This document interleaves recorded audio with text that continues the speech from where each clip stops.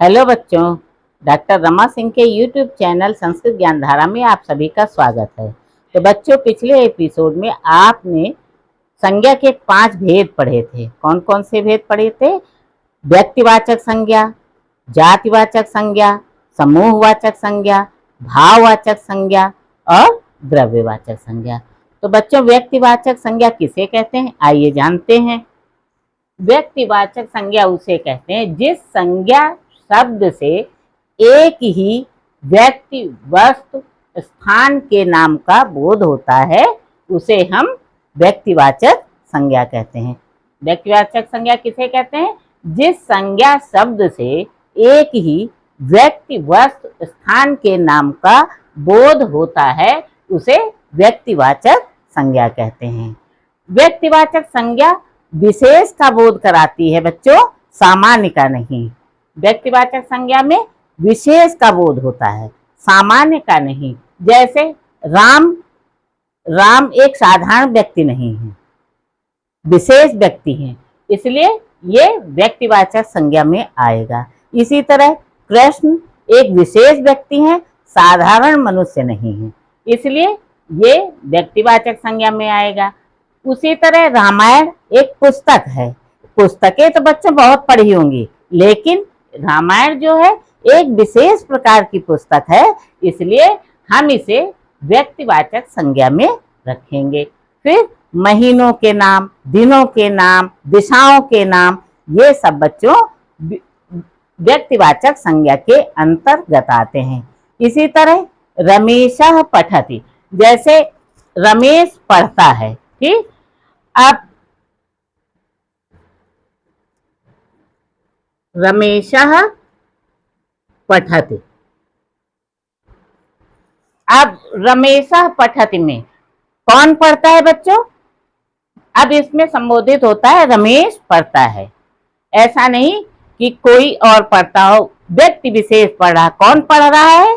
रमेश पढ़ रहा है, इसलिए यहाँ पर व्यक्तिवाचक संज्ञा होगी। व्यक्तिवाचक संज्ञा के बाद बच्चों दूसरा भेद आता है जातिवाचक संज्ञा। जातिवाचक, इसके शब्द से ही जानिए कि संपूर्ण प्राणी जगत जितना है, वस्तु है, वो जाति का बोध कराता है। बोध का मतलब क्या होता है? ज्ञान।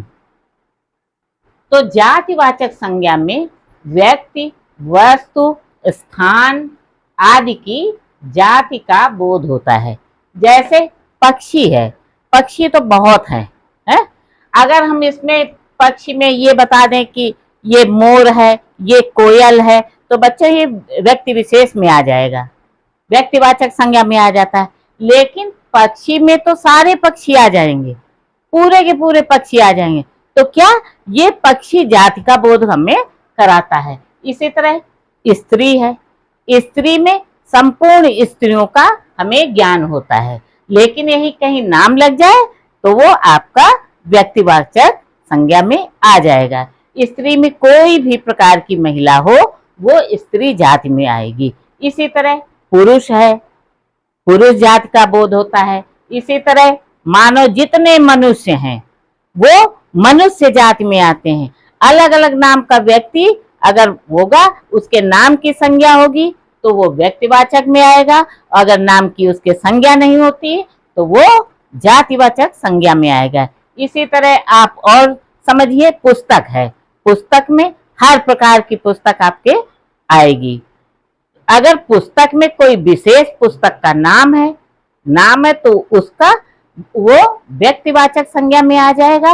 लेकिन अगर पुस्तक का नाम नहीं है तो पुस्तक तो तमाम है हमारे पास, चाहे जितनी काउंट कर लो, तो पुस्तक फिर जातिवाचक संज्ञा में आएगी। इस तरह जातिवाचक संज्ञा में संपूर्ण व्यक्ति, वस्तु, स्थान आदि की जाति का हमें ज्ञान होता है। इसी तरह अब स्थान का समझिए, स्थान में जैसे हमने शहर का नाम बता दिया, हम कानपुर में हैं, हम लखनऊ में हैं, हम कहीं भी अगर हमने नाम बता दिया तो उसकी संज्ञा हमने बता दी। संज्ञा का तात्पर्य यह हो गया कि हम व्यक्तिवाचक में पहुंच गए। व्यक्तिवाचक संज्ञा बता रहे हैं। लेकिन अगर हम शहर कहते हैं तो शहर में कोई भी शहर आ सकता है। बच्चों ने हमसे कमेंट में पूछा कि लुंठित व्यंजन क्या होता है। तो बच्चों जानिए लुंठित व्यंजन किसे कहते हैं। लुंठित का तात्पर्य होता है कांपना, कंपन। लुंठित का मतलब होता है कंपन करना। तो लुंठित व्यंजन उसे कहते हैं जिन व्यंजन वर्णों के उच्चारण में जब जिह्वा 2 से अधिक बार कंपन करती है उसे हम लुंठित व्यंजन कहते हैं। इसका सबसे अच्छा उदाहरण रा है। वैसे बच्चों हमारे यहाँ भाषा में है नहीं, अपने पाठ्यक्रम में है नहीं, फिर भी आपको ये मालूम होना चाहिए कि लुंठित व्यंजन हम किसे कहते हैं। तो इसका सबसे अच्छा उदाहरण क्या है? रा। तो लुंठित व्यंजन के शब्द से ही आप जानिए कि कंपन, अगर जिन वर्ण में हमारी जिह्वा कंपन करती है 1 से अधिक बार तो उसे हम लुंठित व्यंजन कहते हैं। इसका सबसे अच्छा उदाहरण सिर्फ रा है, इसके अतिरिक्त नहीं है।